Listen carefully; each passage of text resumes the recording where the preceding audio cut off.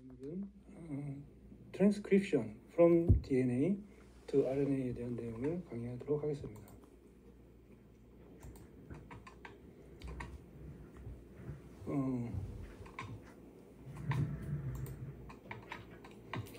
우리 DNA는 유전 정보를 코딩하고 있고, 이 유전 정보는 트랜스크립션을 통해서 mRNA로 전사가 되게 되고, 이 mRNA에 있는 유전 정보는 트랜슬레이션을 통해서 단백질로 구현이 되게 됩니다.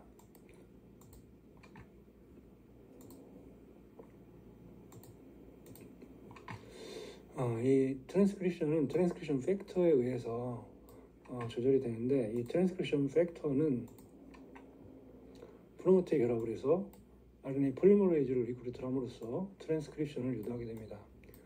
그렇기 때문에 이 RNA의 양, 또 프로틴의 양은 트랜스크립션 팩터에 의해서 결정된다고 할 수가 있겠습니다. 트랜스크립션 팩터가 프로모터에 오래 결합되어 있으면 이 RNA 폴리머레이즈를 여러 개를 데려올 수가 있죠. 여러 개를 데려올 수 있어서 mRNA를 많이 트랜스크립션 할 수가 있고, 그 많은 mRNA는 또 많은 프로틴들을 트랜슬레이션 할 수 있게 됩니다.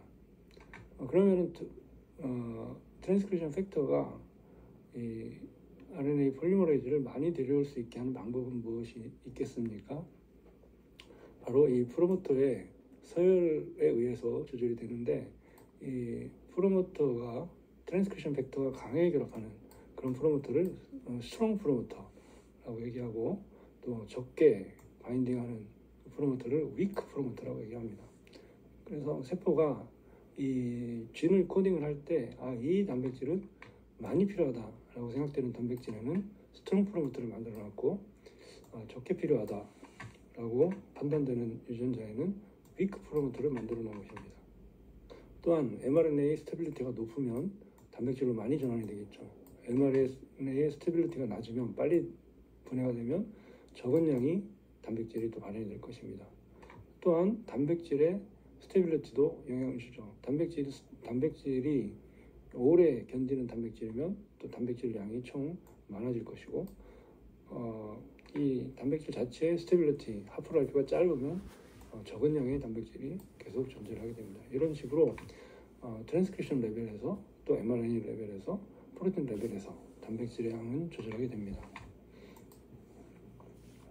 먼저 mRNA의 구조를 다시 한번 보면, mRNA는 라이보즈를 씁니다. 이 라이보즈를 사용하는데 DNA는 데옥시라이보즈. 이 차이점은 2' 하이드록실 그룹을 가지고 있다는 거죠. 그래서 이 RNA도 DNA와 같이 포스포다이에스터 본드를 통해서 폴리머리제이션이 되고 합성이 되는데, 이때 2' 하이드록실 그룹이 있습니다. 이것은 마치 이 RNA를 사용하는 중합 반응에, RNA가 중합되는 반응에서는 사용이 되지 않아서 불필요한 것 같이 보이지만, 스플라이싱을 할 때 사용이 됩니다. 또한 베이스 같은 경우는 사이민 대신 유라실을 사용하죠. 왜냐하면 여러분들이 다 공부한 것처럼 유라실을 사용했을 때 디아미네이션 된 사이토신과 구분이 안 되기 때문에 그 구분을 위해서 유라실을, DNA는 사용하지 않고 RNA에서는 에너지가 덜 드는, ATP가 2개 덜 드는 유라실을 사용해서 에너지를 세이브하게 됩니다. 자, 이 유라실은 사이민, T와 같이 아데닌과 하이드로젠 본드를 형성할 수 있어서 트랜스크립션을 할 때 이 아데닌에 대한 컴플리멘터리 뉴클레오타이드로 유라실이 사용을 하게 됩니다. 자, 이 mRNA, 또 rRNA, tRNA처럼 DNA로부터 트랜스크립션 된 RNA는 싱글 스트랜드죠. 그렇기 때문에, 이 싱글 스트랜드이기 때문에 인터몰레큘러 하이드로젠 본드를 형성을 하게 됩니다. 그래서 이 3차 구조를 형성할 수 있게 되는 거죠. 그래서 마치 3차 구조가 지금 사람처럼 되어 있는데 뭔가 기능을 할 수 있는 그런 구조를 형성을 할 수가 있다는 겁니다. 또한 이렇게 1차적인 3차 인터몰레큘러 인트라몰레큘러 하이드로젠 본드를 형성한 이후에도 추가적인 그런 하이드로젠 본들을 또 형성을 해서 또 2차적인 구조 변형을 할 수 있게 되고, 이런 식의 그 하이드로젠 본들을 통해서 3차 구조를 형성해서 기능을 하는 그런 일부의 RNA가 보고되고 있습니다. 특히 이런 것은 인트론에서 잘려 나와서 이렇게 기능을 하는 것으로 알려져 있기 때문에 인트론에도 어떤 기능이 내재되어 있을 거라는 예측을 할 수 있게 됩니다. 자, 트랜스크립션의 순서는 일단 더블스탠드 DNA를 오픈해야 되겠죠. 오픈하고 언와인딩, 헬릭스니까 헬릭스를 풀어야 되고, 그 다음에 RNA 폴리머레이즈가 드디어 트랜스크립션을 시작을 하게 됩니다. 그래서 RNA 트랜스크립트를 만들게 됩니다. 자, 그럼 이 과정에 트랜스크립션을 진행하는 그런 효소인 RNA 폴리머레이즈를 보면, 이 RNA 폴리머레이즈는 DNA 결합해서 DNA를 오픈시켜서 이 템플레이트를 읽어서 이 컴플리멘터리한 mRNA를 만들어가는 그러한 효소입니다. 그래서 DNA 폴리머레이즈와 마찬가지로 이 RNA 폴리머레이즈도 뉴클레오타이드의 포스포다이에스터 본드를 통한 중합 반응을 해가는 것이죠. 그래서 DNA를 빠르게 스캔을 하면서 이 서브스트레이트인 트리포스포에이트를 가지고 있는 뉴클레오타이드, 물론 슈가는 라이보즈죠. 그런 채널이 있고, 들어오는 채널이 있고, 여기에서 들어오는 4개의 섞여 들어오는 채널 중에 맞는 그런 뉴클레오타이드에 맞는 것들을 차례로 정확하게 중합을 하게 됩니다. 자, 그래서 이 RNA 폴리머레이즈도 마찬가지로, DNA 폴리머레이즈와 마찬가지로 3'부터 5' 디렉션으로 폴리머리제이션을 하게 되고, 속도는 DNA 폴리머레이즈가 1초에 50개였다면 이 RNA 폴리머레이즈는 약간 더 늦습니다. 그래서 1초에 한 20개 정도의 뉴클레오타이드를 중합하게 되고, 에러 레이트도 더 높다고 했죠. DNA 폴리머레이즈가 그 자체만으로 10의 5승분의 1이었는데 이 RNA 폴리머레이즈는 10의 4승분의 1입니다. 이 정확도가 그럼 어떤 RNA를 만드는데 너무 부실한 거 아니냐를 따져봤을 때 10의 4승, 한 10,000개의 뉴클레오타이드에 하나 정도, 10,000개 이하의 뉴클레오타이드 그 RNA는 에러를 거의 하지 않는다는 거죠. 그렇기 때문에 우리 트랜스크립트를 생각을 해보면 유전자가 인트론까지 합쳐서 한 10,000개 정도 이하인 것도 있고, 또 긴 거는 물론 10,000개가 넘는 것도 있는데, 그런 걸 써봤을 때 20,000개, 30,000개, 두세 개의 에러니까 그 정도의 에러는, 또 mRNA는, 또 RNA나 모든 RNA는 보존형이 아니라 디스포저블이기 때문에 사용하고 분해되는 것이기 때문에 약간의 에러가 있어도 속도를 위해서 그 에러 레이트가 좀 높아도, DNA 폴리머레이즈보다는 높아도 우리의 그 생명 현상에는 큰 문제가 없을 것으로 예상이 됩니다. 구조를 봐도 똑같은 그런 구조들을 확인해 볼 수가 있습니다. 자, 이것은 그 박테리아가 트랜스크립션을 하는, DNA로부터 트랜스크립션을 하는 그런 것을 전자미용으로 찍은 사진인데요. 가운데 있는 이 줄이 DNA이고, 그 다음에 그 DNA에 블랙닷으로 연결되어 있는, 결합되어 있는 것이 RNA 폴리머레이즈가 되겠습니다. 그래서 RNA 폴리머레이즈가 쭉 연속적으로 붙어서 RNA를 트랜스크립션을 하고 있는 것으로 볼 수가 있습니다. 그래서 연속적으로 굉장히 많은 그 트랜스크립트를 지금 합성하고 있는 것을 볼 수가 있습니다.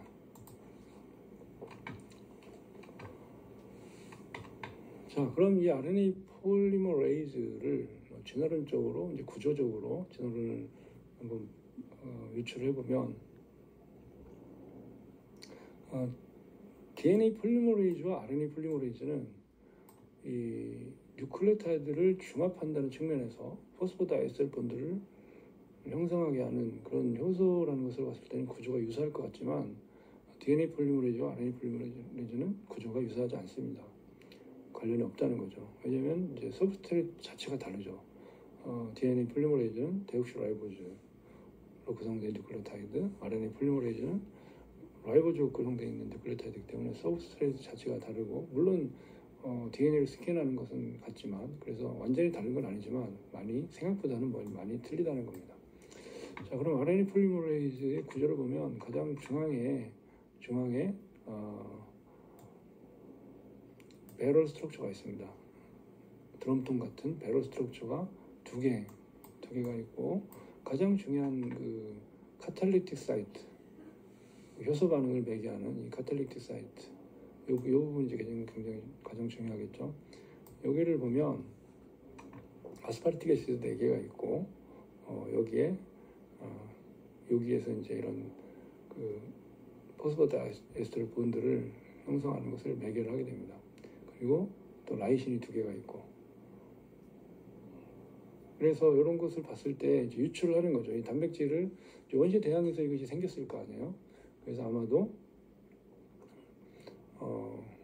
이 베타배럴이 2개가 다이머리제이션이 되고, 라이신 2개가 추가가 되고, 아스파르틱 애시드 2개가 추가가 되고, 나머지 루프 3개가 더 추가가 돼서 완성이 됐을 것이다. 이제 진화론적으로 이제 그렇게 유출하는 겁니다.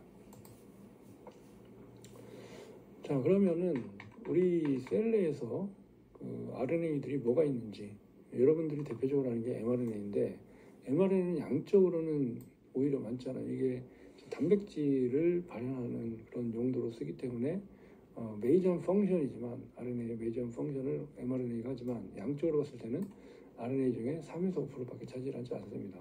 그럼 가장 많은 건 뭘까? 가장 많은 건 라이보조멀 RNA예요.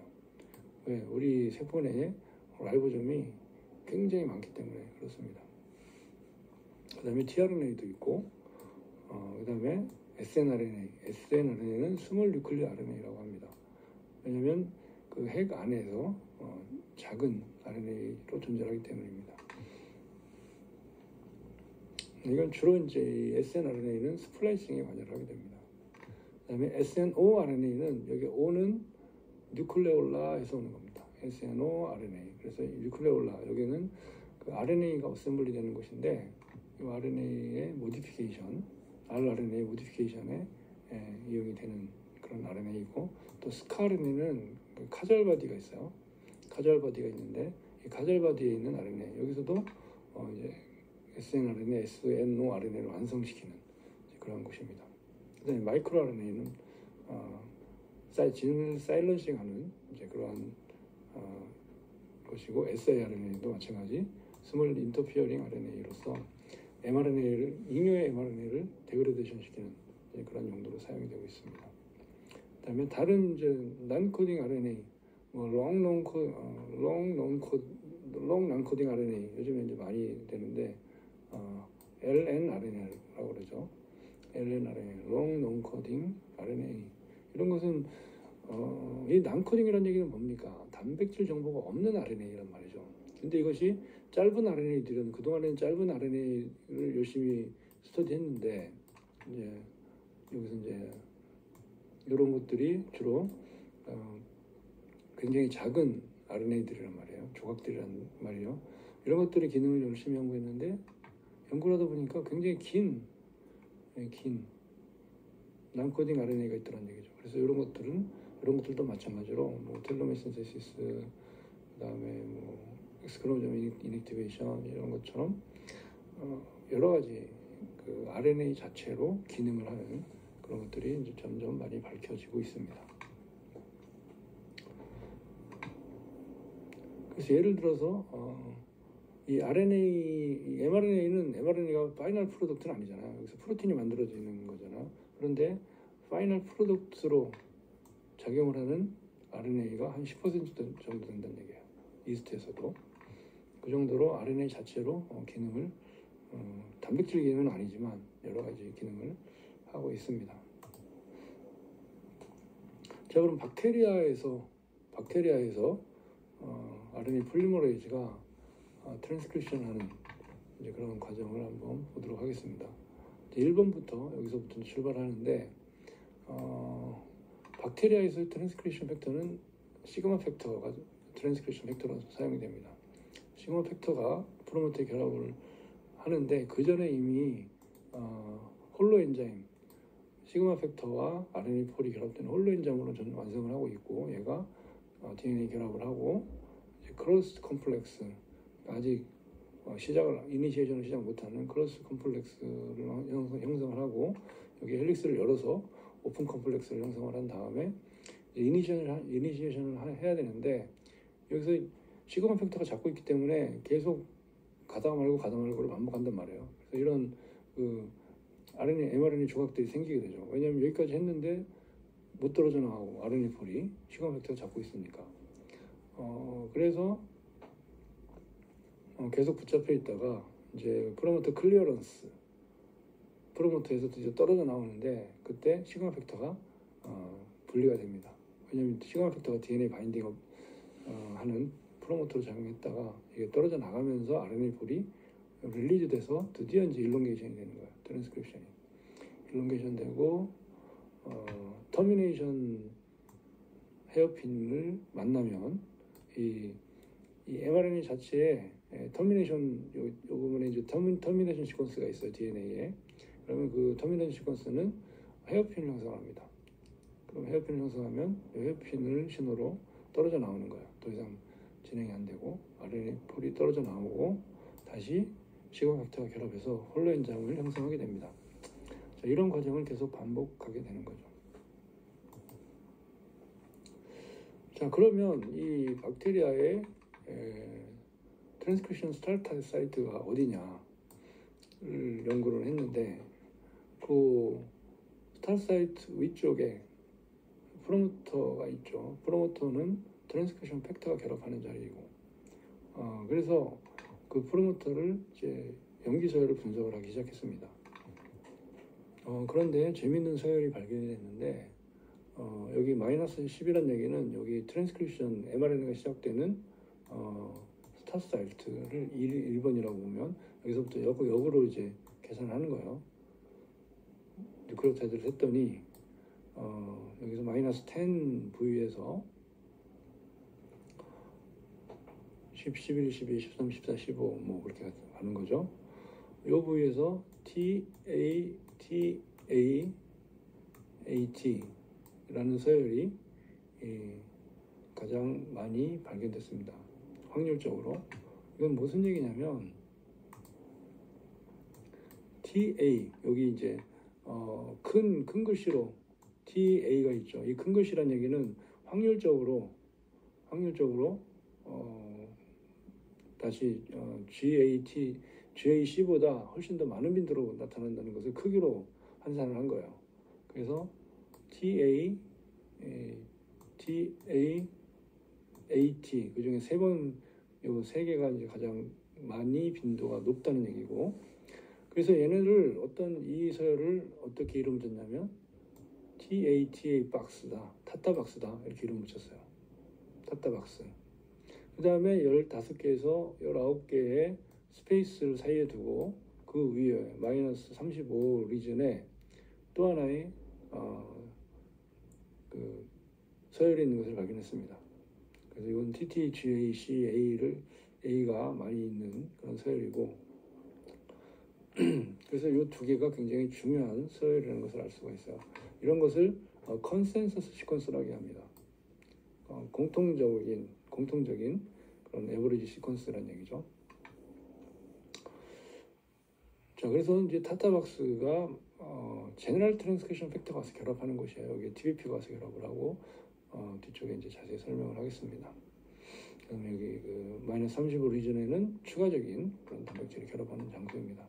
또한 요 스페이스의 사이즈에 따라서 또 이 강도가 스트롱 프로모터냐 위크 프로모터냐가 이제 결정이 되는데, 그 빈도수로 봤을 때 17개 가장 많이 존재하고, 그다음에 뭐 16개, 18개, 15개, 19개. 그래서 이것도 약간의 베리에이션을 가지고 있다는 것을 알 수가 있습니다. 자, 그래서 DNA의 트랜스크립션 팩터에서 RNA 폴리머레이즈가 결합을 했는데 얘네가 RNA 폴리머레이즈는 사실 두 가지 방향이 가능해요. 왜냐하면 여기 DNA가 두 가닥이잖아요. DNA가. 그렇기 때문에 RNA 폴도 3' to 5, 5' to 3' 디렉션이기 때문에 만약에 아래 스트랜드를 읽으면 이 방향으로 가야 되고 위 스트랜드를 읽으면 이 방향으로 가야 되죠. 위 스트랜드를 템플릿으로 사용한다면.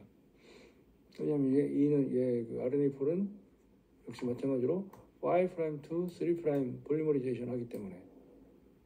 그래서 아래를 템플릿으로 읽는다면 이 방향, 왼쪽에서 오른쪽 방향. 그다음에 그 위 스트랜드를 템플릿 한다면 오른쪽에서 왼쪽 방향으로 가야 돼요. 그럼 그 방향은 누가 정할까요? 방향은 바로 프로모터의 서열 방향이에요. 그래서 TA가 어느 방향으로 있느냐에 따라서 여기 TA가 이쪽에 있으면 이쪽 방향으로 가는 거고 역방향으로 있으면 이 방향으로 가는. 그래서 프로모터가 결정을 해준다고 할 수가 있겠습니다. 예, 그래서 이 DNA를 보면 박테리아의 지놈인데 진 B, C, F, G는 아래쪽에 코딩되어 있는 거예요. 아래쪽에 코딩되어 있으니까 왼쪽에서 오른쪽 방향으로 트랜스크립션이 진행이 되는 거고 그 다음에 A하고 D하고 E는 위쪽 스트랜드에 코딩되어 있는 거예요. 그래서 프로모터가 역방향으로 이제 진행되는 것을 알 수가 있습니다. 자, 이렇게 트랜스크립션을 하는 RNA 폴리머레이즈도 세 가지가 있어요. 폴 1, RNA 폴 2, 폴 3인데 우리가 알고 있는 그 mRNA는 폴 2가 합니다. 폴 2가 모든 단백질을 코딩한 유전자의 mRNA를 만드는 것은 폴리머레이즈 2예요. 그리고 마이크로 RNA, siRNA 이렇게 진을 레귤레이션하는 그런 것들을 이 RNA 폴 2가 하고 있습니다. 그럼 폴 1은 뭘 하느냐? 라이보조멀 RNA를 트랜스크립션합니다. 폴 3는 뭘 하느냐? tRNA 그리고 5sRNA, rRNA의 일부를 발현을 하고 있습니다. 자, 그럼 RNA 폴리머레이즈를 유카리ot과 프로카리ot을 비교하면 어떻게 할까요? 아까 DNA 폴과 RNA 폴을 비교하면 차이가 많이 난다고 그랬죠. 의외로. 그런데 박테리아의 프로카리ot의 RNA 폴리머레이즈와 유카리ot의 RNA 폴리머레이즈는 어떨까요? 비슷하겠죠. 왜냐하면 같은 기능을 하니까. 그래서 녹색이 이제 박테리아의 RNA 폴이고, 그리고 이제 그 시밀러 스트럭처죠. 그리고 그레이가 유카리ot에 있는 어디셔널한, 유카리ot이 아무래도 복잡한 구조를 가지고 있겠죠. 그래서 더 어디셔널한 그런 구조를 더 가지고 있는 것을 알 수가 있습니다. 여기서 이제 징크 아연과 망간 아연이 있고, 이런 것은 또 활성에 중요한 그런 기능을 하게 됩니다. 자, 그럼 타타박스에 이 제너럴 트랜스크립션 팩터가 온다고 그랬는데, 이 제너럴 트랜스크립션 팩터는 뭐라고 그랬습니까? RNA 폴을 데려오는 모든 프로모터에 존재하는 그런 트랜스크립션 팩터입니다. 그러니까 스페시픽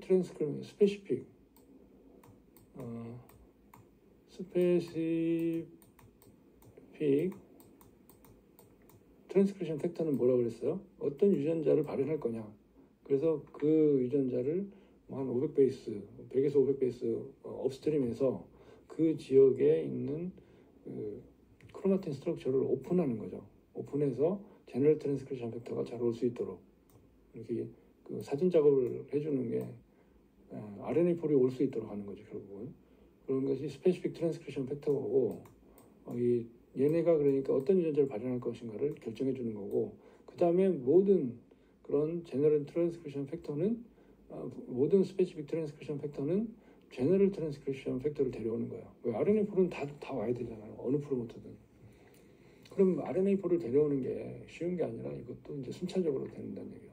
여기 타타박스가 있다고 그랬죠. 이 타타박스에 결합하는 게 TBP입니다. TBP, 타타 바인딩 프로틴. 이 TBP는 TF2D를 데려가요. 그래서 먼저 TBP와 TF2D가 붙고 TF2B를 데리고 오고, 그리고 이제 드디어 TF2E, TFH가 RNA4를 이제 같이 데려오는 거예요. 그래서 여기서 이제 RNA4이 클로즈드 폼을 형성하게 됩니다. 그리고 나서 클로즈 폼을 형성을 한 다음에 오픈을 해서 이제 오픈 스트럭처를 형성해서, 박테리아 같은 경우는 여기서 시그마 팩터를 떼내면서 이제 빠져나간다고 그랬는데, 그러면은 유카리ot 같은 경우는 그럼 도대체 어떻게 여기서 시작을 하느냐? 왜 이 시작이 어렵다고 그랬어요? RNA4를 데려오는 것도 지금 순차적으로 힘들게 데려온단 말이에요. 힘들게. 그러니까 얘는 어쨌든 강하게 결합을 시켜야지 여기에 올 수 있겠죠. 서로가 강하게 결합을 하고 또 DNA도 강하게 결합을 해야지 이 클로즈 폼을 형성을 할 수가 있단 말이에요. 요걸 형성을 해야지 뭐 어쨌든 트랜스크립션 할 수 있으니까. 그런데 와서도 강하게 결합만 하고 있으면 이 진행이 안 된다는 얘기예요. 진행이 불가능하죠. 그럼 진행을 하려면 뭔가 여기서 변화를 줘야지 진행을 할 텐데, 그 변화가 바로 C터미널 도메인의 인산화입니다. C터미널 도메인은 뭐라고 그랬어요? 단백질은 C터미널부터 N터미널로 구성되어 있다고 그랬죠. 왜냐하면 맨 왼쪽은 카르복실기가 존재하고 뒤쪽은 아민기가 NH2가 존재를 하게 되잖아요. 아미노산을 쭉 폴리머리제이션 시키면. 그래서 이쪽 C터미널 도메인에 꼬리가 있다. 그래서 C터미널 도메인의 인산화가 이니시에이션 하는데 중요한 역할을 합니다. 다시 정리해보면 타타박스는 트랜스크립션 스타트 사이트에 한 25개 뉴클레오타이드 위에 존재하고, 그리고 이제 여기는 TF2D, TF2B, TF2라는 게 있는데 트랜스크립션 팩터 2라는 얘기예요. RNA 폴리머리즈 2를 위한 데려오는 그런 그 트랜스크립션 팩터라는 얘기죠. 이 자체들이 다 트랜스크립션 팩터인 거예요. 그리고 제너럴 트랜스크립션 팩터는 RNA4를 데려오는 TF2D, B, E, H 이런 것들이 다 제너럴 트랜스크립션 팩터고, 스페시픽 트랜스크립션 팩터는 그에 앞서서 그 저 위쪽에서 이쪽으로 오픈하는 그 크로마틴 스트럭처를 오픈해주는 그런 역할을 해주는 그런 트랜스크립션 팩터가 먼저 선제적으로 작용을 해야 된다는 것입니다. 자, 그러면 이니시에이션 할 때 C터미널 도메인에 인산화를 붙이는데, 그럼 인산화를 어디에 붙이느냐? 인산화는 주로 세린과 스레오닌에 붙이는데, YSPT, SPS 이거는 아미노산 서열이에요. 타이로신, 세린, 프롤린, 스레오닌, 세린, 프롤린, 스레오닌, 세린. 요 시퀀스가 이스트는 27번, 휴먼은 52번 반복돼 있어요.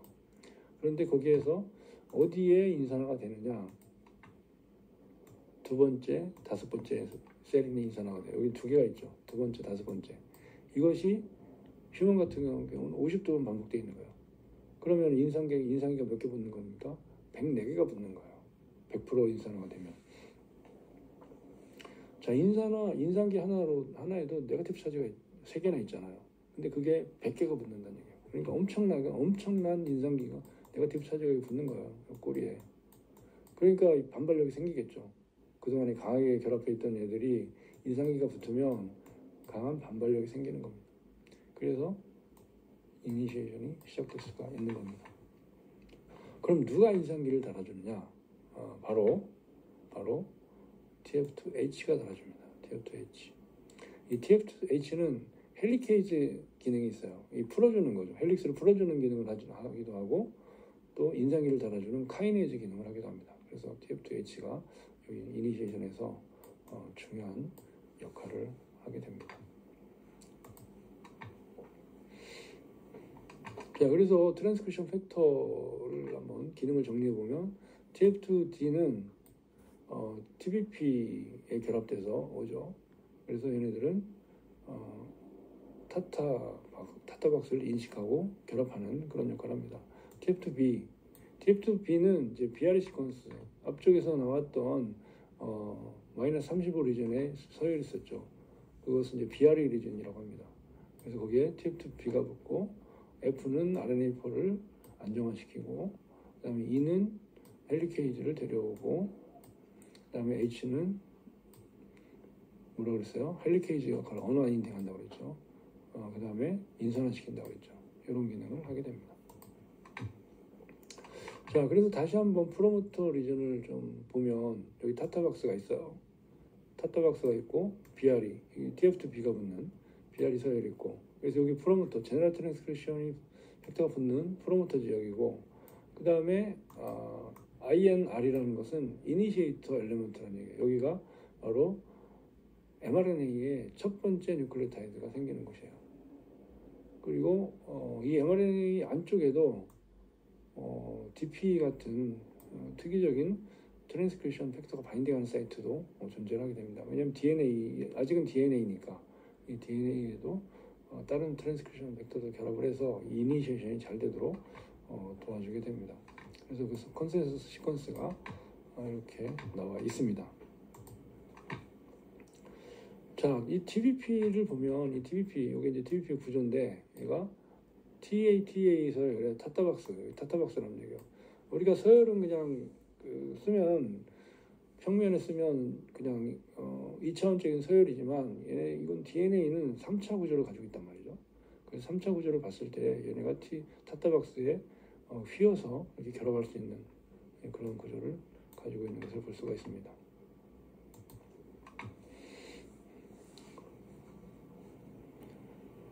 자, 이 트랜스크립션을 이니시에이션 하기 위해서 타타박스에 제너럴 트랜스크립션 팩터가 RNA4를 데려오는데, 그리고 그 위쪽에 이게 이제 제너럴 트랜스크립션 팩터예요. 제너럴 트랜스크립션 팩터.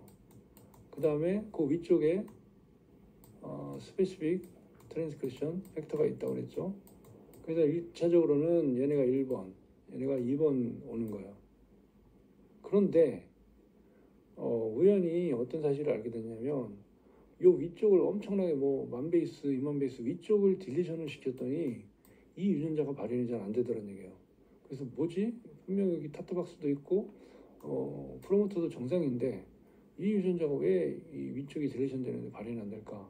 그래서 뭐 마구마구 찾았더니 이넨서라는 서열이 발견됩니다. 이넨서. 뭐 이넨스는 뭐야? 향상시키다 뭐 그런 거잖아요. 트랜스크립션을 향상시키는 그런 서열이 또 있다는 것이 발견됐어요. 그럼 얘는 그럼 어떻게 역할하냐? 이렇게 멀리 떨어져 있는데 이 유전자 발현에 어떻게 역할하냐? 루프를 형성을 하는 거예요. 루프를 형성을 해서 이게 또 서열이니까 바인딩하는 프로틴이 있죠. 그것을 액티베이터 프로틴이라고 합니다. 액티베이터 프로틴이 거꾸로 와서 이렇게 누굴 데려오냐? 미디에이터. 얘네 같은 경우 미디에이터 크로마틴 리모델링 컴플렉스를 데려와요. 그래서 뭘 하는 겁니까? 헤테로크로마틴을 풀어주는 거죠. 응축되어 있는 것을 풀어주는 거예요.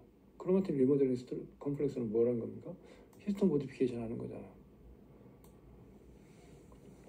네, 그래서 뭐 메틸레이션을 제거하고 아스틸레이션을 달아준다든지 이렇게 해서 이쪽이 오픈이 돼야 되니까 일단 헬릭스를 풀기 전에 크로마틴 구조가 풀려야 되니까, 그래서 이 이넨서는 크로마틴 스트럭처를 풀어주는 그런 요소들을 데리고 와서 이 부분을 정리를 해주고, 그러면 이제 스페시픽 트랜스크립션 팩터가 이제 2번이 되는 거죠. 실질적으로는 순서가 이넨서가 1번이고, 그래서 얘가 이 크로마틴 스트럭처를 풀어주고, 두 번째 스페시픽 트랜스크립션 팩터가 와서 또 한 번 풀어주고, 그 다음에 세 번째로 제너럴 트랜스크립션 팩터가 RNA4를 데리고 온다는 얘기죠. 그러니까 이런 과정을 거치기 때문에 왜 그렇겠습니까? 왜 그러냐면 우리 크로마틴이 30나노미터 파이버 뭐 굉장히 얽혀설켜서 직잭 모델이나 솔레노이달 모델 같이 똘똘 뭉쳐 있잖아요. 그런 것들을 풀어야 된단 말이죠. 그거는 잘 정리하기 위해서, 보관하기 위해서 똘똘 뭉쳐놨는데, 그걸 풀기 위해서는 이렇게 3중 장치가 필요하다는 겁니다. 자, 그러면 트랜스크립션 하는 과정을 또 3차원적인 그림으로 보게 되면, RNA 폴리머레이즈가 DNA를 스캔해 갈 때, 트랜스크립션을 해갈 때 뉴클레오점에 감겨 있는 DNA를 스캔해 가야 된다는 얘기죠. 그래서 이 DNA의 그 뉴클레오점을 잘 따라가야 된다는 얘기예요. 그 잘 따라가게 도와주는 애가 뭐 ELF1 또 SPT4 이런 것들이 도와줘서 잘 이 뉴클레오점을 해체하지 않고 얘네들을 잘 스캔해 가게 됩니다. 자, DNA 폴리머리제이션과 마찬가지로 리플리케이션과 마찬가지로 이 트랜스크립션도 이 헬릭스를 오픈해야 되죠. 그럼 똑같이 뒤쪽에 텐션이 걸리죠. 텐션이 걸려서 슈퍼코일이 생긴단 말이에요. 그래서 어쨌든 DNA 폴이든 RNA 폴이든 이 헬릭스를 풀게 되면 헬릭스 하나가 풀 때마다 슈퍼코일 하나가 생기는 거예요. 2개 풀면 2개, 3개 풀면 3개. 이걸 토폴로지라고 얘기하는데, 그래서 위쪽에서 생긴 것을 텐션을 풀어줘야 되는데 그 풀어주는 애가 토파이소모레이즈, 박테리아에서는 DNA 자이레이즈가 싱글 스탠드 닉을 형성해서 빙그르르 돌게 하든지 아니면 더블 스탠드 브레이크를 형성해서 토폴로지를 하나씩 해결하든지 둘 중에 하나를 해야지 스캔이 가능하게 됩니다. 자, 그럼 유카리ot과 프로카리ot의 트랜스크립션의 가장 큰 차이는 뭘까요? 뭐 똑같이 RNA 폴이 더블 스탠드 DNA로부터 싱글 스탠드 RNA를 만드는 과정인데 가장 큰 차이는 유카리ot은 인트론을 가지고 있다는 거죠. 인트론. 왜 있는지는 모르지만 인트론을 가지고 있다는 거죠. 그렇기 때문에 트랜스크립션의 순서가 굉장히 복잡해졌습니다. 반면에 프로카리ot은 인트론이 없기 때문에 트랜스크립션 mRNA 만들어서 바로 트랜슬레이션을 하면 돼요.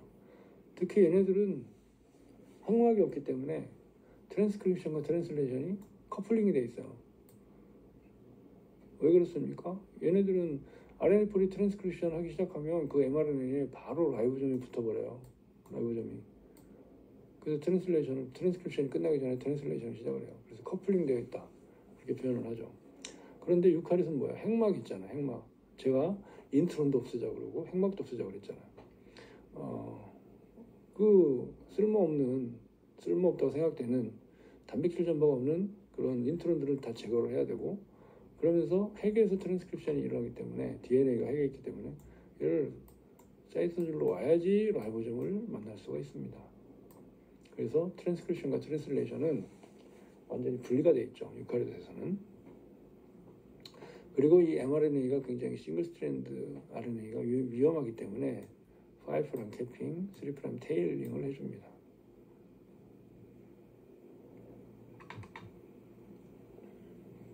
자, 그러면 이 과정을 이제 하나하나 보겠습니다.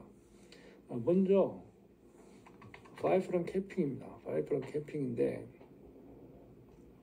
프로카리ot은 5' 캐핑을 안 하죠. 그냥 트리포스베이시 그냥 달려 있어. 얘는 뭐 워낙 빠르게 트랜스크립션도 진행하고 커플링이 되어 있으니까 데그레이션 되는 것보다는 데그레이션 되려면 되라. 그 전에 나는 트랜스크립션 하겠다. 그리고 프로카리ot의 또 하나의 특징은 하나의 mRNA에 여러 개의 단백질이 코딩되어 있어요.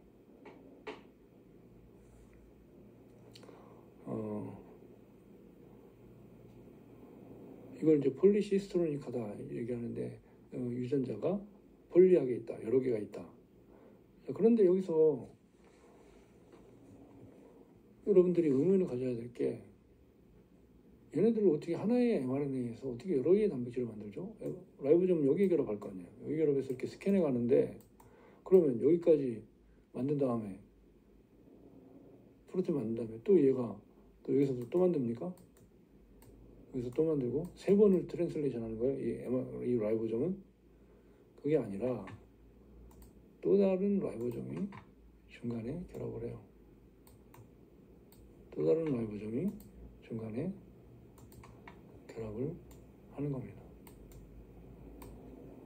왜냐하면 여기 가운데 진과 진과 사이에 있는 그런 난코딩 시퀀스에 라이보점 바인딩 사이트가 있어요. 뭐 IRES라든지 이런 라이보좀 결합할 수 있는 그런 사이트가 있어서 동시에 이렇게 트랜슬레이션이 각자 진행이 됩니다. 그만큼 박테리아는 속도가 지금 생명이잖아요. 속도가. 자, 그럼 유카리ot은 어떻게 됩니까? 유카리ot은 뭐 시간이 오래 걸려요. 여기서 인트론도 제거해야 되죠. 그 다음에 얘네가 또 바로 부서지면 안 돼요. 얘가 핵에서부터 사이토적으로 나올 때까지 얘를 지키고 있어야 돼요. 라이보점이 결합될 때까지. 그렇기 때문에 싱글 스트랜드의 엑소 뉴클레이즈 5' 쪽 엔드 또 3' 엔드 쪽에서 공격하는 것이라도 막자. 그래서 5' 캡을 달아줬어요. 뭐냐, 구아닌인데 5메틸 구아닌을 달아준 거야.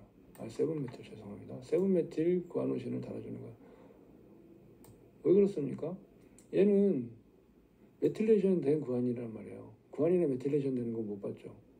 이거는 뉴클레이즈들, RNA가 RNA를 분해하는 것은 뭡니까? RNA를 구성하고 있는 뉴클레오타이드가 서브스트레이트인 거죠.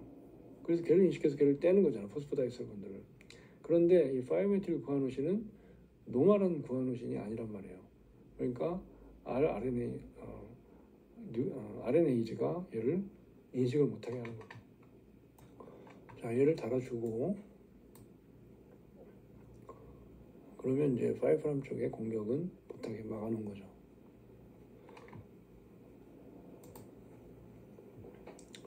자, 그 다음에 이제 트랜스크립션을 하면서 캐핑이 언제 되느냐. 트랜스크립션이 끝나기 전에 트랜스크립션을 하면서 얘가 나오자마자 프로텍션을 해야 되잖아요. 그래서 바로 캡을 달아줘요. 트랜스크립션을 진행하면서.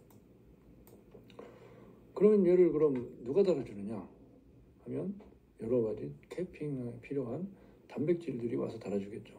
그럼 여기는 도대체 RNA가 어디서 나옵니까? RNA 폴이 합성해서 계속 쭉쭉 길어지잖아요.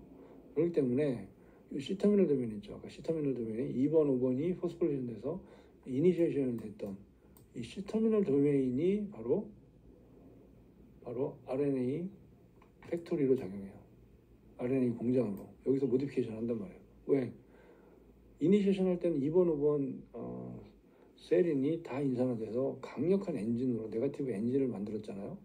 근데 얘가 진행이 되면서 모디피케이션 돼요. 포스포레이션이. 그래서 처음에는 캐핑 팩터가 옵니다. 캐핑 팩터가. 왜? 바로 RNA가 나올 거잖아요. 그래서 캐핑 팩터가 캐핑을 해줘요. 그 다음에 누가를 내려? 그 다음에 여기가 다시 바뀌어요. 인산이. 왜? 이제 캐핑 팩터는 다 할 일이 끝났잖아요. 그래서 여기서는 2번, 5번이 인산화되는 그런 상황으로 이제 변화됐다는 걸 표현하는 겁니다. 그때 이 인산화의 변화로 이제 스플라이싱 프로틴이 와요. 스플라이싱 프로틴이 뭡니까? 인트론을 제거하는 애들. 그래서 여기서 인트론을 다 제거를 해주고 있어요. 그 다음에 끝날 때쯤에는 또 바뀌어요. 2번, 5번, 2번. 그럼 여기는 3' 엔드 프로세싱 프로틴.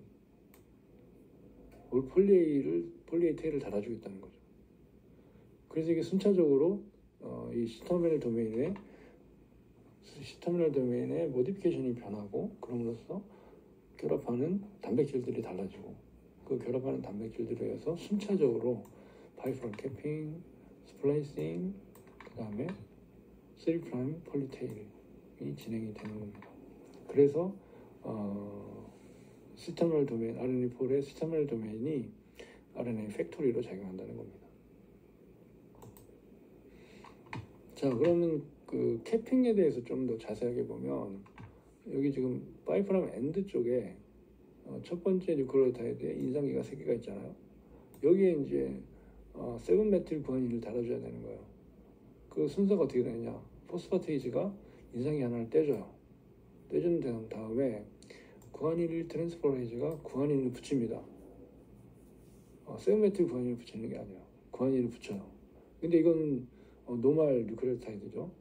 그래서 이걸 변형시키기 위해서 메틸 트랜스포레이즈가 메틸긴 하나 붙여주는 거예요.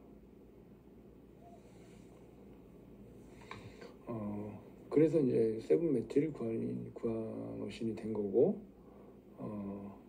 그리고 어떨 때는 또 슈거에도, 라이보즈에도 메틸기를 붙여주는 경우도 있습니다. 그래서 완전히 변화시켜버리는 거죠. 그래서 캐핑이 완성되고, 이러한 캐핑을 진행하는 포스파테이즈, 구아닐 트랜스퍼레이즈, 메틸 트랜스퍼레이즈는 연속적으로 작용을 하게 되고, 그리고 이 5' 캡 스트럭처는 이걸로 끝나는 게 아니에요. 이거 자체로도 프로텍션이 되지만 이 어떤 이런 그 케미칼이 형성하는 구조를 캡 바인딩 컴플렉스가 결합을 하게 됩니다. 그래서 모자가 진짜 단백질까지 이렇게 결합을 하는 거예요. 단백질까지. 그래서 완전히 프로텍션을 하는 거죠. 자, 근데 여기서 이제 이런 것도 한번 생각해 볼 수가 있죠. 여기서 구아닌을 먼저 붙이고 메틸기를 붙이는데, 그냥 7메틸 구아노신을 그냥 붙이는 게 더 빠르지 않느냐, 그런 것도 있는데, 그러면은 따로 프리한 7메틸 구아노신이 또 많아질 수밖에 없잖아요. 그러면 또 구아노신을 쓰는데 지장이 있을 수도 있으니까, 아마도 그런 측면에서 이 구아닌에 메틸기를 붙여주는 메틸 트랜스퍼레이즈는 붙어있는 구아닌만 서브스트레이트로 인식하게 만들어진 것 같습니다. 자, 그럼 이제 인트론, 그리고 그 인트론을 제거하는 스플라이싱에 대해서 얘기를 해보도록 하겠습니다. 우리 유전자들은 각각 사이즈도 제각각이고, 그 사이즈에 따라서 인트론 횟수도 제각각입니다. 예를 들어서 베타글로빈진은 인트론 3개, 엑손 3개를 가지고 있고, 총 뉴클레오타이드가 2,000개, 프라이머리 트랜스크립트가 2,000개의 뉴클레오타이드라는 얘기죠. 그런데 휴먼 팩터 A 같은 경우, 이건 이제 혈우병 환자에서의 뮤테이션이라고 그랬죠. 이것 같은 경우는 26개의 엑손을 가지고 있어요. 그러면 인트론도 26개가 되는 거죠. 빨간색이 엑손, 주황색이 인트론입니다. 인트론이 훨씬 길어요. 휴먼에서는. 그리고 천 전체 사이즈가 20만 뉴클레오타이드. 그러니까 이런 경우에는 10,000개에 한 번 에러가 되면 한 20개 그 에러가 생길 수도 있는 상황인 거죠. 워낙 기니까. 자, 그럼 얘네들을 이제 어떻게 트랜스크립션을 완성을 하는지 보도록 하겠습니다. 자, 이 인트론을 제거하는 과정을 스플래싱이라고 얘기하는데, 기본적인 원리는 이렇습니다. 인터널 아데닌이 있어요. 아데닌. 중요한 아데닌. 인트론에 무조건 인터널 아데닌이 있어요. 이 아데닌의 2' 하이드록실 그룹이 어택을 해요. 드디어 2' 하이드록실 그룹을 사용합니다. 어디를 어택하냐? 그 위쪽에 있는 엑손과 인트론의 정션, 딱 그 경계선을 공격을 해요. 그래서 2' 하이드록실 그룹이 포스포다이에스터 분들을 형성하는 거예요. 그러면 이 아데닌의 경우는 3' 하이드록실 그룹도 포스포다이에스터 분들을 형성하고, 2' 하이드록실 그룹도 포스포다이에스터 분들을 형성한 거예요. 2개 포스포다이에스터 분들을 형성한 거예요. 이게 바로 2' 하이드록실 그룹의 사용처입니다. 그러면 어떻게 돼요? 2' 하이드록실 그룹에서 이렇게 루프가 형성이 돼요. 루프가. 그래서 이것을 레리에 스트럭처라고 합니다. 루프 스트럭처. 그리고 엑손에 드러난 OH가 인트론 엑손의 그 정션을 공격을 해서 엑손끼리 연결하고 인트론을 빠져나가는 그런 과정을 스플래싱이라고 합니다. 이거는 이 mRNA 자체가 이걸 하기는 힘들겠죠. 불가능한 건 아니지만 굉장히 박테리오페이지나 이런 데서는 직접 하지만, 휴먼에서는, 유카리ot에서는 단백질들이 매개해 줍니다. 그래서 이 과정을 매개하는 단백질들이 굉장히 큰 컴플렉스를 복합체를 형성하고 있는데 한 20개 정도의 단백질로 구성되어 있는데 이것을 스플라이소좀이라고 얘기를 합니다.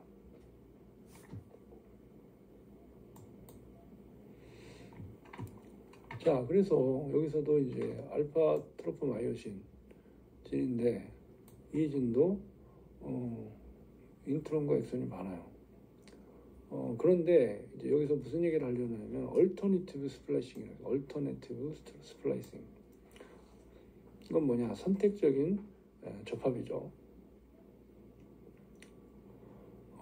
이게 어떻게 알게 됐냐면 얘네가 이제 트로포마이오신이니까 근육을 형성하는 그런 단백질이라는 얘기죠. 그래서 머슬에서 봤더니 엑선을 이렇게 쓰더라는 얘기예요.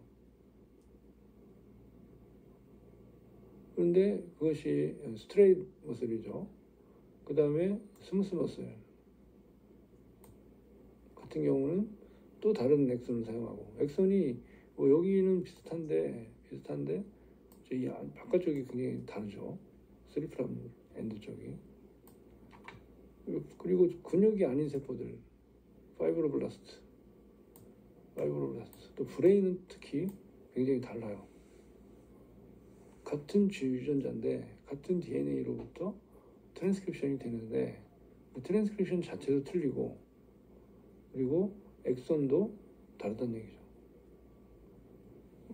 그래서 이제 이 인트론의 가장 큰 장점으로 이제 이런 것을 얘기를 하는 거예요. 티슈마다 조합을 할 수 있다. 왜냐면 어차피 잘라내는 과정이 있으니까 그 잘라낼 때 난 이거 써볼까? 나는 저것도 써볼까? 이런 식으로 골라서 쓰는 그런 장점이 있다는 건데 그거 쉽지 않아요. 어떻게 그걸 골랐습니까? 여기서 엑선과 인트론, 엑선을 남기고 인트론을 제거하는 것도 쉽지 않아요.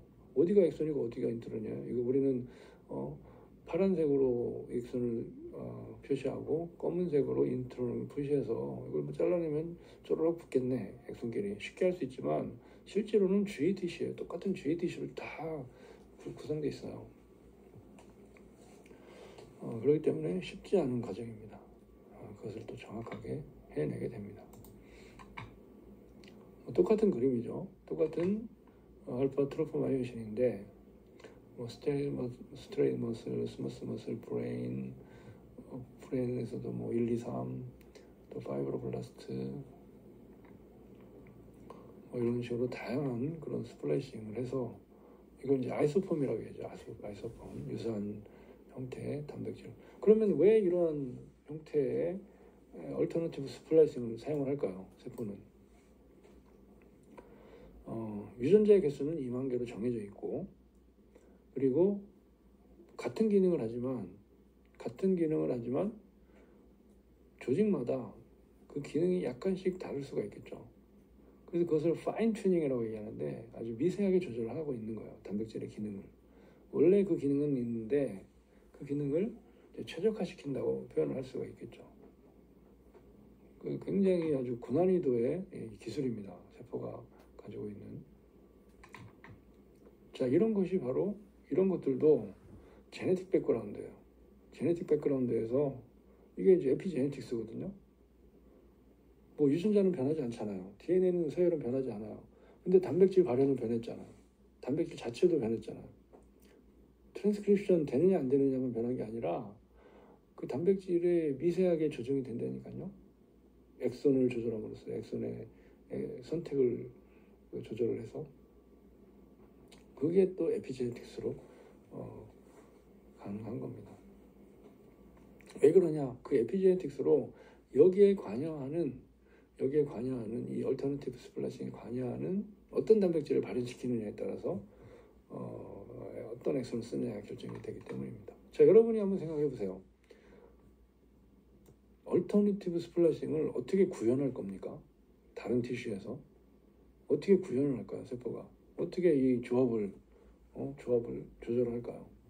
지금 엑선 인트론을 구분해서 엑선을 잘라내는 것도 바쁜데 그 중에 엑선을 골라내야 돼요. 그게 표시가 돼 있냐? 다 GATC예요. 그럼 어떻게 고를까? 세포는 어떻게 하고 있을까? 그것을 고민해 보시기 바랍니다. 자, 그러면 우리가 엑선과 인트론을 구분할 수 있어야 될 거 아니에요.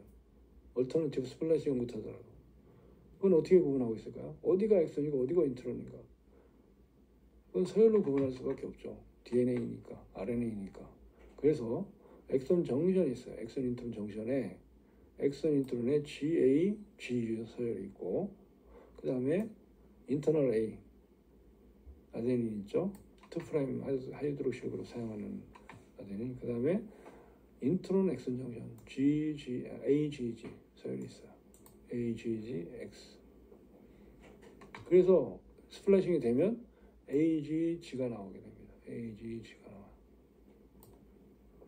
자, 이게 굉장히 정말 굉장히가 아니라 완벽하게 돼야 돼요. 왜냐하면 여기에 베이스 하나만 끼어들어도 시프트가 일어나잖아요. 그럼 전혀 다른 서열이 되는 거예요. 하나의 인서션, 하나의 딜리션. 그러면은 세 개의 단위로 트랜슬레이션 할 때 완전히 시프트가 돼서 그 유전자는 뭐 작동을 못하게 됩니다. 그 mRNA는. 그래서 이 스플라이싱이 정말 한치 오차도 없이 일어나야 되는 그런 과정입니다. 그러면 어떻게 그렇게 정확하게 일어나느냐? 이 서열을 정확하게 인식하는 거예요. 서열을. 그래서 봤더니 이건 이제 R은 퓨린이고 Y는 피리미드를 표현했어요. 왜냐하면 이게 정확치가 않아요. 이걸 막 서열로 그냥 딱 정해져 있으면 좋겠는데 유전자가 한두 개가 아니잖아요. 그리고 유전자 안에 한 유전자 안에도 인트론이 한두 개가 아니잖아요. 그러니까 뭐 규칙성은 있는 것 같은데 아직 우리가 다 이해를 못하는 거죠. 그래서 봤더니 공통적으로 뭐 이 정도다. 뭐 AGGU, 그다음에 RAGU 뭐 이런 식. 그다음에 어떤 아데닌을 쓰느냐, CTR, 뭐 AYY 이런 정도. 그러니까 R은 퓨린 중에 하나, 뭐 G나 A가 온다는 얘기죠. YY는 T나 C가 온다는 얘기죠. 그다음에 YYY 피리미드는 쫙 있으면서 이제 N은 이제 애니어브 아미노산 4개가 특정하지 않다는 얘기죠. 그다음에 C, AG 이런 식의 서열이 공통 서열이 있더라. 그래서 서열로 인식할 수밖에 없다. 그럼 그 서열을 누가 인식하느냐? 그게 중요하죠. 그래서 보면 여기에 snRNA가 나옵니다. SN, 스몰 뉴클리어 RNA라고 하죠. 핵 안에 있는 작은 조각들이에요. 이걸 U1, U2, U4, U5, U6로 이름을 지었고, 이 snRNA들은 프로틴과 7개 이상의 프로틴과 컴플렉스를 이루어져요. 그래서 snRNA면 RNA 자체고 snRNP면 프로틴이 결합되어 있는 겁니다. RNP면 그렇게 아시면 되겠고, 그래서 이런 RNA들이 스플래싱에 관여를 해요. 왜 그렇습니까? 왜 RNA를 쓸까요? 스플래싱에 서열을 인식해야 되잖아요. 서열을 인식할 때는 어떻게 해야 돼요? 컴플리멘터리 시퀀스로 가서 하이드로젠 모드를 잘 형성한 애가 결합을 하게 하는 거죠. 그러니까 서열만큼 뉴클레오타이드 서열만큼 정확하게 매치를 시킬 수 있는 게 있어요. 이게 가장 정확한 방법이에요. 세포 내에서는. 그러니까 스플라이싱을 할 자리를 찾아야 되니까 엑선이 어디고 인트론이 어디고 찾아야 되니까 RNA를 도입을 한 겁니다. 자, 그러면 순서가 어떻게 되냐? 처음에 U1 snRNP가 와서 결합을 해요. 요 엑선, 첫 번째 엑선과 인트론 정션에. 그리고 인터널 아데닌 2' 하이드록실 그룹을 쓸 애를 특정해야 되겠죠. 그것도 서열을 가지고 BBP는 뭐예요? 브랜치 포인트 바인딩 프로틴. 그 다음에 U2AF, U2 억셀러리 팩터. 얘네들이 A를 특정하고, 그래서 여기서 U2 snRNP를 데려옵니다. 인터널 아데닌에. 그리고 얘를 이제 휘는 거예요. 휘어가지고 U4, U6가 얘를 휘게 만들어서 아데닌이 가까이 가야 될 거 아니에요. 어택을 해야 되니까. 그래서 강력하게 얘를 어택할 수 있도록 접근을 시킵니다. 그래서 레디스 스트럭처를 만든 다음에 U6가 와서 U6는 어떻게 돼요? 요 3' 엑선의 3' 하이드록시 그룹이 요 다음 엑선 인트론 정신을 공격할 수 있게 또 해주는 거야. 그래서 레디에스 스트럭처를 형성해서 빠져나오고, 얘는 빠져나오고, 그 다음에 엑선끼리 연결이 되는 겁니다. 이게 스플라이싱의 리얼한 그런 과정입니다. 자, 그러면 서열을 어떻게 인식하느냐를 한번 볼게요. 자, U1SN-RNA가, U1SN-RNP가 첫 번째 엑선 인트론 정션을 인식한다고 그랬잖아요. 여기는 RNA 서열이 바로 인트론 서열과 컴플리멘터리한 서열을 가지고 있어요. 그래서 여기서 결합을 하는 겁니다. 그 다음에 U6도 이제 두 번째 오는데, U6도 이쪽에 그 부분에서 하이드로젠 본들 형성을 하게 되고, 그 다음에 BBP는 여기서 이제 BBP가 U2를 데려오는데, 자, 이 U2가 재밌는 게 뭐냐면, U2, 이 아데닌의 서열이 UAC잖아요? AAC잖아요? A가 두 개 있는 거예요, 여기. 근데 얘는 UUG가 돼야 되는데, U가 하나밖에 없어요. 왜 하나밖에 없느냐? 이 A는 가서 공격을 해야 되잖아요. 하이드록실 그룹으로. 이 하이드록실 그룹을 돌출시키는 겁니다. 톡 튀어나오게. U가 하나만 있음으로써. 그래서 돌출돼서 얘는 이제 공격을 해야 되니까 무기를 만든 거예요, 무기를. 그렇게 해서 이제 어택을 하게, 그래서 이제 이렇게 어택을 할 수 있게 하는 거야, 돌출이 돼서. 근데 얘를 접근시키는 방법은 얘가 일렬로 펴져 있으면 멀잖아요. 얘를 접근시키는 방법이 U6예요. U6는 뭐냐? U2와도 결합할 수 있어요. U2와 RNA와 결합할 수도 있고, 그 다음에 여기에 인트론과도 첫 번째 여기 있죠, 여기 첫 번째 인트론 앞쪽과도 결합할 수 있어서 U2를 끌어오는 거죠. U2를 끌어오는 거예요, 이쪽으로. U2에는 뭐가 있어요? 아데닌이 있잖아요. 그래서 공격을 하게 하는 거예요. 그래서 U6가 바로 첫 번째 어택을 할 수 있도록 접근을 시키는 겁니다. 자, 그래서 이제 아데닌이 링크가 되면 그 다음에 엑선을 공격하게 해야 되잖아요. 그때는 U5가 하는 거예요. U5는 엑선과 엑선 두 개, 엑선과 엑선의 하이드로젠 본들 형성을 해서 두 개 동시에 결합을 하니까 땡기는 효과가 나오는 거예요. 가까이 올 수밖에 없죠, 엑선이. 그래서 어택을 하게 도와주는 겁니다. 그래서 U1, U6, 그 사이 U2, 그 다음에 U5 이런 그 SNRNP가 정확하게 서열을 디펜던트하게 서열을 읽으면서 스플라이싱을 진행을 하게 되는 겁니다. 뭐 같은 그림인데 좀 더 입체적으로 그린 그림이니까 이건 참고해 주시기 바랍니다. 자, 그래서 이렇게 정확하게 하는데 이 정확하게 스플라이싱을 아무리 정확해도 실수가 있겠죠. 실수가 있을 수밖에 없어요. 그래서 그 흔하게 나오는 실수는 뭐냐면 엑선 스키핑이에요. 엑선 스키핑.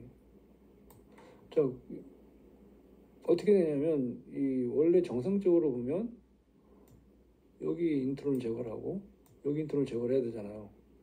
정확하게 일어나면. 그런데 잘못해서 요 부위에 뭔가 인식을 못해서 그냥 이렇게 스플래싱을 해버리는 거예요.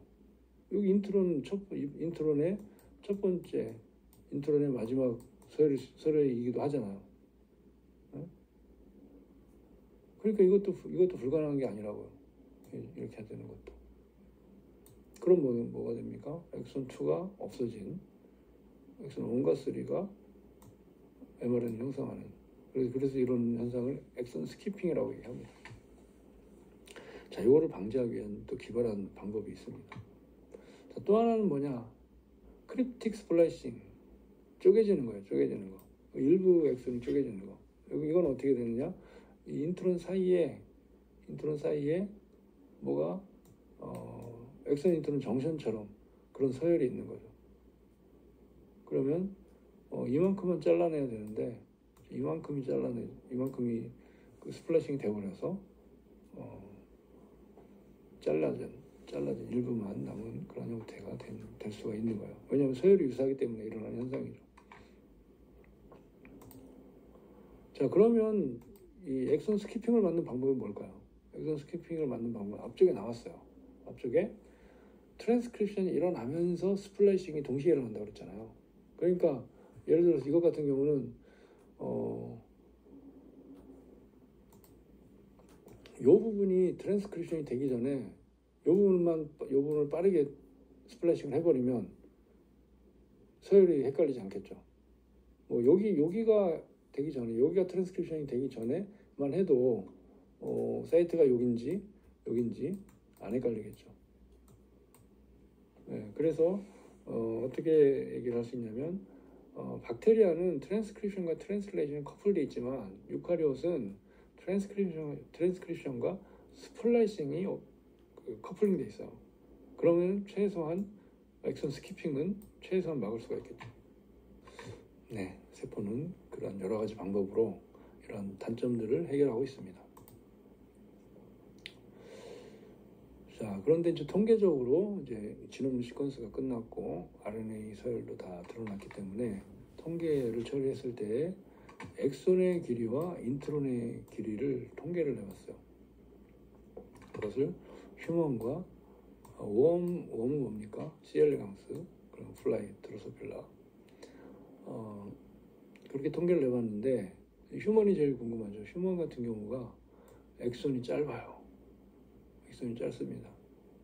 긴 엑손은 오히려 C. 엘레강스와 초파리에 많아요. 인트로는 어떤가? 인트로는 또 반대예요. 인트로는 휴먼이 긴 게 휴먼이 더 많죠. 긴 것이. 인트로는 휴먼이 더 길어요. 그 다음에 웜과 플라이는 인트로는 짧습니다. 왜 그런지 모르죠. 왜 그런지 모르는데 뭐 더 심혈을 기울였는지 더 프로텍션을 하기 위한 건지 모르지만 그런 특성이 있습니다. 그래서 에버리지 엑소는 150 베이스 페어. 자, 그런데 이렇게 뭐 아무리 커플링이 돼 있다고 하더라도 트랜스크립션과 스플라이싱이 어디가 엑선 인트론 정션인지를 빠르게 결정을 할 수 있어야지 스플라이싱이 효과적으로 일어나겠죠. 그래서 엑선 아이덴티피케이션 아이디어가 뭐냐, 세포의 입장에서. 그래서 세포 이 RNA를 트랜스크립션을 할 때 뭐 트랜슬레이션은 아니 리플리케이션 할 때도 싱글 스트랜드 바인딩 프로틴이 빠르게 결합을 하잖아요. 그런 것처럼 이 mRNA에도 단백질들이 빠르게 결합을 합니다. 왜냐하면 이제 얘를 프로텍션하기 위해서. 어떤 단백질들이 있느냐? SR 프로틴이 있어요. 그래서 세린과 알지닌이 많이 있는 프로틴이다. 그래서 SR 프로틴이라고 이름을 붙였어요. 그럼 SR 프로틴이 어디 결합하느냐? 엑손에 결합합니다. 엑손. 그 다음에 캣 바인딩 컴플렉스가 이제 여기 결합되어 있고, 그 다음에 인트론에는 누가 결합하느냐? HNRMP가 결합해요. HNRMP는 헤테로지니어스 뉴클리어 라이보뉴클리어 프로틴인데 어쨌든 그 인트론 부분에 많이 결합되어 있어요. 그렇다는 얘기는 물론 U1, U2, 뭐 U5, U6가 서열을 인식하지만 서열을 어떻게 다 이렇게 하나하나 찾아볼 수 있겠어요? 그러려면 엄청난 시간이 걸리겠죠. 쭉 스캔을 해야 되면. 그런데 이런 단백질들이 결합되어 있으면 이 결합된 단백질들은 정전이 아닌 거예요. 그래서 노출된 부분만 가서 딱딱딱 확인만 하면 되는 거예요. 그래서 U1은 여기, U2는 여기, U1 여기, U2 여기. 왜 다른 데는 다 블로킹이 되어 있잖아요. 단백질로. 그래서 빠르게 찾을 수가 있는 겁니다.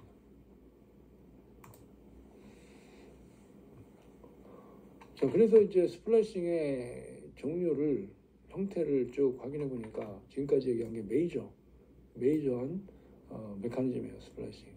그래서 U1, U2를 쓰고 GU, AG 서열을 인식해서 U1, U2, U6, U5 해서 잘라내는 거. 근데 마이너하게 한 0.1%에서 U12 타입이 있어요. 이 아데닌을 인식하는 게 U2가 아니라 U12예요. 여기 서열이 좀 약간 다르다는 얘기예요. 서열이 다른데 UAA 서열이 다르고, 그 다음에 U6도 UAATAC 라는 조금 다른 서열을 사용을 합니다. 똑같은 형태로 잘라내는 거예요. 근데 또 하나 좀 다른 게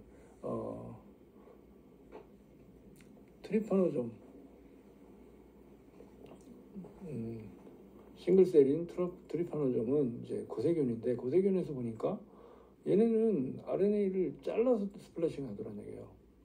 뭐 U2 여기서 이제 퍼스트 엑선에 SNRNP라고 해서 특수한 단백질이 결합을 해요. U6, U4, U5 결합하고 U2가 오는 건 맞는데, 여기에서 이걸 잘라낸 다음에 그 다음에 아데닌을 가까이 와서 공격을 하게 하고 자른다는 얘기예요. 그래서 이 SL 시퀀스가 있는 것이 특징이고, 그런 것들은 뭐 사실 똑같은 폼이긴 한데 이 부분이 인트론 부분이 잘려 있다, 그것만 다른 거죠. 어쨌든 그런 특수한 형태도 있더란 얘기입니다. 자, 그리고 이제 이러한 그 스플래싱은 굉장히 유연성을 가지고 있다는 얘기죠. 그래서 이제 얼터너티브 스플래싱이 가능한 거죠. 그래서 정확하게는 1번처럼 노멀한 엑선 1, 2, 3가 연결되는 인트론 2개가 제거되는 그런 스플래싱이 일어나야 되는데, 어떤 때는 이 부분이 인트론 정신이 뮤테이션이 일어나면 이걸 잃어버릴 수가 있죠. 엑선 스키핑이죠, 이게 바로. 그 다음에 인트론 부분의 돌연변이도 중요한 게 엑선 스키핑도 인트론 부분의 돌연변이로 발생할 수도 있고, 그 다음에 요 부위에 원래는 여기를 잘라야 되는데 요 부위에 돌연변이가 생겨서 이 인트론 엑선 정신이 생길 수가 있잖아요. 그렇게 되면 어디셔널한 엑선이 생기는 거예요. 그럼 이거는 발현이 안 될 수도 있죠. 여기에 스타코돈이 있을 수도 있고 하기 때문에. 그리고 또 하나는 인트론 안에 이제 또 하나의 엑선이 생길 수도 있다는 얘기예요. 두 개의 돌연변이를 통해서. 그렇게 되면 이것도 또 다른 그 엑선 프래그먼트가 생겨서, 근데 이 사이에도 분명히 스타코돈이 있을 가능성이 높습니다.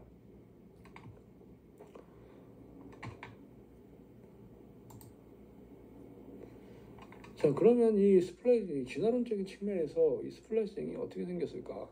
도대체 어떻게 만들어진 걸까? 그래서 이제 박테리오페이지하고 테트라하이메나 같은 고세균에 가서 이제 연구를 해봤더니, 여기서는 셀프 스플래싱을 하더란 얘기예요. 뭐 단백질이 많지 않으니까. 근데 이거 뭐 얘네들이 인트론은 없지만, 거의 없지만 인트론이 간혹 있는 애들이 있거든요. 그런 애들을 잘라내는 거 봤더니 두 개가 신기한 게 있어요. 그룹 1과 그룹 2가 있는데, 그룹 1은 보세요. 여기 그룹 1은 G 구안인이 요 서열에 있는 것이 아니라 구안인이 붙어요. 프리암 구안인이 붙은 거예요. 여기. 프리암 구안인이 붙어서 얘가 얘 3' 하이드록시 그룹이 2' 하이드록시 그룹 역할을 해서 어택을 하는 거예요. 그럼 여기 구안인이 붙어버리는 거죠. 여기 구안인이 붙어버리는 거예요. 그럼 똑같은 리액션으로 잘라낼 수가 있는 거죠. 얘는 레디어 스트럭처가 안 되죠. 왜냐면 구안인을 그냥 붙여놓은 거니까.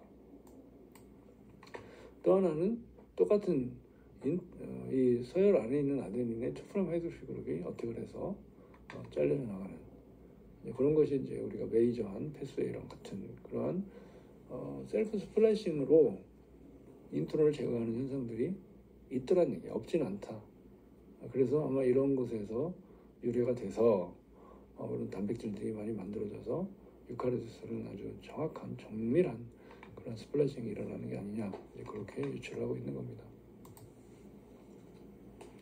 자, 마지막으로 그 트랜스크립션의 마지막 단계는 뭡니까? 이제 5' 캐핑, 스플라이싱 끝났으면 3' 테일이죠.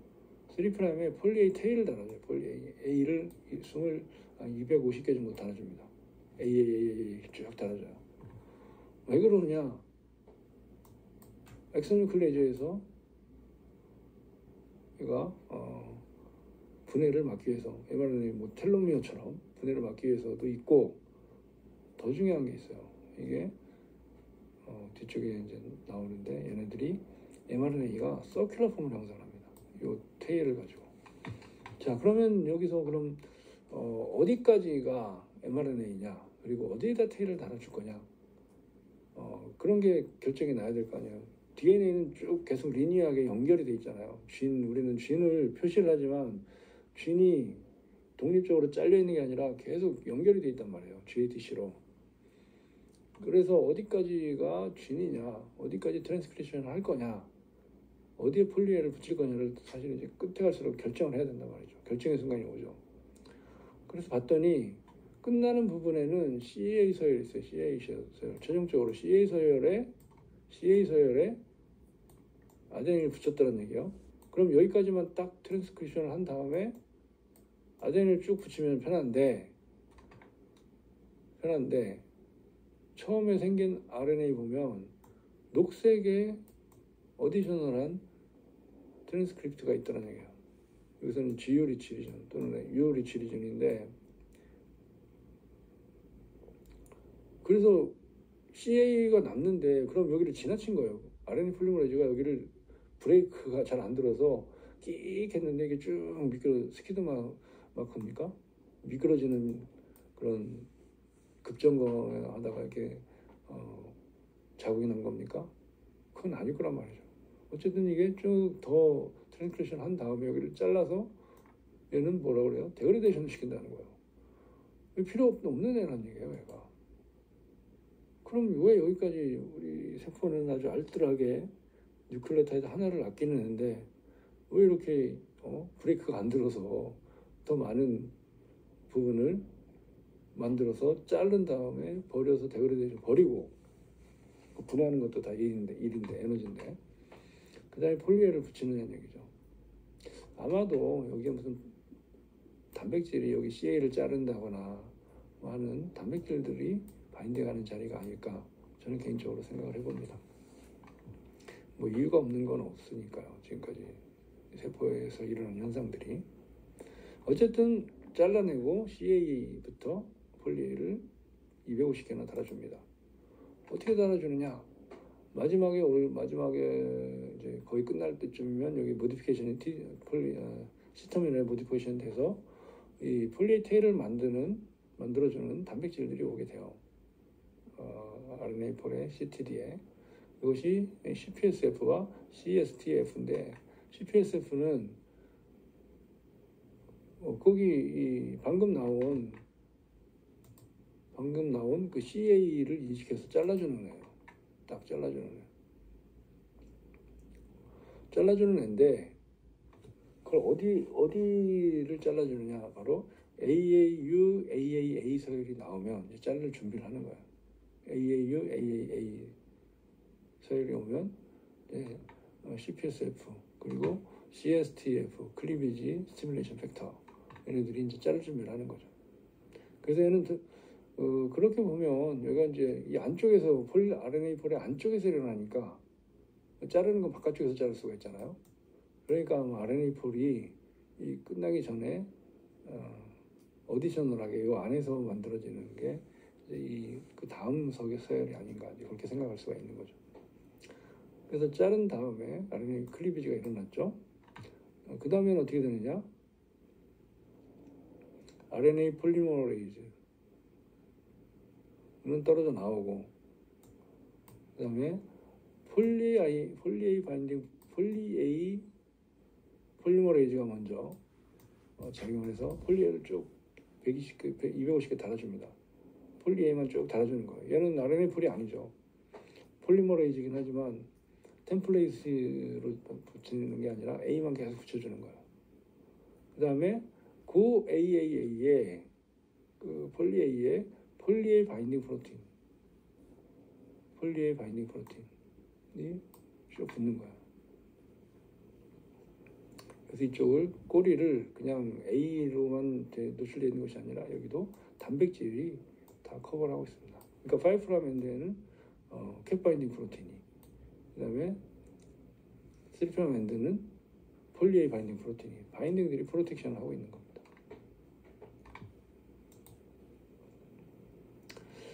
네, 그러면 이 mRNA가 완성이 됐잖아요. mRNA가 완성이 됐으니까 이제 얘가 어떻게 돼야 됩니까? 라이보솜을 만나러 가야 되겠죠. 이제는 여행이 시작되는 거예요. 여행이 시작되는데 그 여행은 트랜스크립션이 돼서 RNA가 스플라싱까지 다 완성하고 폴리A 테일 5' 캡이 된 다음에 핵공을 통해서 사이토졸로 나갑니다. 그래서 전자미형으로도 핵공을 통해서 나가는 게 보이죠. 근데 문제는 뭐냐면 이 mRNA를 머추한 mRNA죠. 를 만들기까지 엄청나게 많은 일을 했어요. 엄청나게 많은 일을 했죠. 이 스플래싱을 통해서 엄청나게 잘라냈잖아요. 이 mRNA보다 두세 배 많은 RNA들을 잘라냈어. RNA 찌꺼기가 있단 말이에요, 핵에서. 그래서 핵에서는 얘네들을 데그레이션 해야 돼요. 누가 합니까? 3' to 5' RNA 뉴클레이즈, RNA 엑소 뉴클레이즈죠. 그래서 RNA가 필요한 거야. RNA 분해 요소가 그렇게 많은 거야, 우리 몸에. 왜 이렇게 얘를 다 분해하지 않으면 핵이 금세 이 인트론을 꽉 차버리겠죠. 그리고 걔네들을 재활용을 해야 되잖아요. 뉴클레이트 해야 되잖아요. 그래서 얘네들을 제거하는, 깔끔하게, 핵에서는 깔끔하게 얘를 제거를 해주고, 그 다음에 이제 머추한 mRNA는 핵 밖으로 나가서 기다리고 있던 라이보솜을 만나서 트랜슬레이션을 진행하게 됩니다. 네, 오늘 여기까지 하겠습니다. 수고하셨습니다.